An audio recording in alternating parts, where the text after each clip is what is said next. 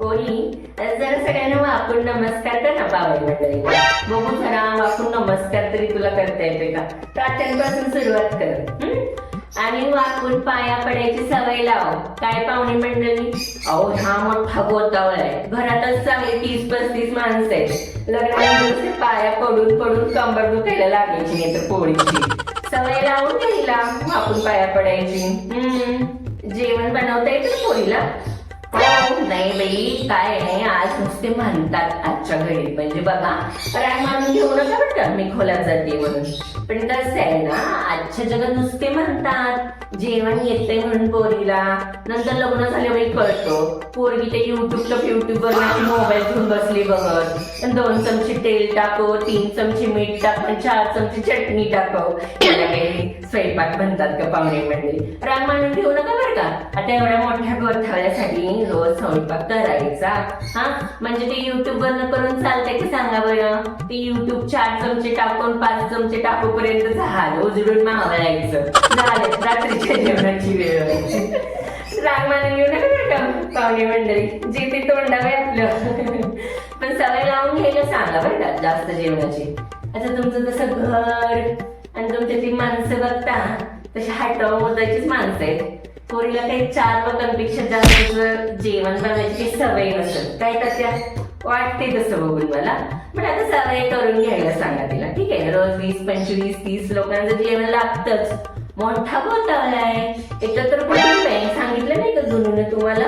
Mobile 4 सासरे, 4 सासवा, 6 नंदा, 11 दीर आणि 10 लेकरं आणि 2 आजी सासू आणि 2 आजी सासरे. एवढा मोठा घोटाळा आहे.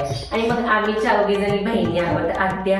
आणि काय आज्ञे पत्नी येतच असतो. काय तात्या 2-4 दिवसाला बाहेरपणाला हो, जास्त नसतो. तसं 2-4 दिवसालाच असतो आम्ही, जास्त नसतो. पण ते आमचं पण आल्या गेल्या सगळं करावं लागतं ना. अगं बाई जहागीरदारांचं घर आहे आमचं. पाहुणे मंडळी राहते आणखी. म्हणजे दिवसाचे नाही म्हणजे ते 40-50 ताट मागं पडतात बघा. तर तेवढं करणं गरजेचं आहे पोरीला. काय तर त्या तोंडावर म्हणजे बोलून घेतलं. पुन्हा म्हणायला नको बाई पोरगी. कारण तुमच्याकडे बघता पोरगी छोट्याशा कुटुंबात राहिलीये. आता एवढ्या मोठ्या कुटुंबात जाणार म्हणजे तिला जमतंय नाही जमते काय गोट्या. तर मी आधीच सांगून ठेवते. तर ते पोरीला तेवढं शिकवून ठेवा काय.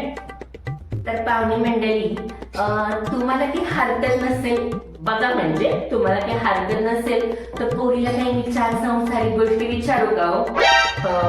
नाही बघितलं पाहिजे ना संसारातला माहिती आहे नाहीये. तर बाई आजकालच्या पोरी नुसतं इन्स्टा वापरतात, त्यांना काही माहिती नसतं. जहागीरदाराच्या काही तशी सून नको बाई.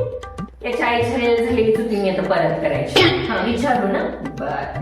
तर पोरी मला तुझं कुलदैवत कोणतं आहे सांग. आणि कुलदैवताचं गोत्र कोणतं आहे तुमचं ते सांग. माहिती आहे ना तुला बहिणी? अहो तुला अलीकडे काय बघतेस? तुला नाही का माहिती? अच्छा बावरली आहे का? माहितीये त्या माहितीये. बावरलीस का? घाबरू नको, सांगा सांग. चुकलं तरी सांग चालेल, पण सांग माहिती असावं म्हणजे तुला कळतंय हे फक्त आम्हाला कळण्यासाठी. सांग. अगं पोरी तुला नाती तरी कळतात ना बाई? नाही तर मोठा घोटाळा बाई घरात. नाही तर कोण कुणाचं काय लागतं तुला घरातल्या घरात माहिती नसायचं. नात्याचा एक प्रश्न विचारते मी. मला सांग, आता एक रस्ता असतो. रस्त्याने एक मुलगा आणि मुलगी निघालेली असतात. ठीक आहे. तर समोरून एक माणूस येतो. तू त्यांना विचारतो बाबा तुमच्या दोघांमधलं नातं काय? तर ती मुलगी त्याला म्हणते की याचा बाप ज्याचा सासरा त्याचा बाप माझा सासरा. तर मला सांग त्या दोघांमधलं नातं काय? सांग विचार कर. अगं बघू नको इकडे तिकडे, कोणी सांगायचं नाही बरं का. थोडे साईडला सारखं तूच सांगायचं. मला तुझ्याकडूनच अपेक्षा आहे उत्तराची. जरा विचार कर नात्यांवरती. म्हणजे बघ ती मुलगी काय म्हणते, माझा बाप ज्याचा सासरा त्याचा बाप माझा सासरा. म्हणजे कोण झाली दोघं? नाही समजत आहे का? अगं वेगळं पोरीला सारी सुधी पण नाती समजत रे. अवघड आहे. मला सांग, धारा काढता येतात ना का बाई तुला? धारा नाही काढता येत का? अगं दावणीला चांगले 30-35 म्हशी आहेत. नोकर चाकर तसे आहेत बरं का पाहुणे मंडळी, नोकर चाकर तसे आहेत, पण घरच्या सुनेला धार काढता यायला नको का? अचानक आला एखादा पाहुणा तर नोकर मंडळीला म्हणता का काढत बस बाई धार, आला पाहुणा काढली धार टाकला चहा. कायची तिने सांगा सगळ्या गोष्टी शेतीतल्या बितीतल्या माहिती. मी काही चुकीचं बोलते का तात्या? चुकीचं बोलते का नाही तिने? धारा माहिती नाहीत का? अच्छा, जनावरच नाहीत का तुमच्याकडे? बरं, धार तुम्ही शिकून घ्यायला सांगा. धार तुम्ही शिकून घ्यायला सांगा.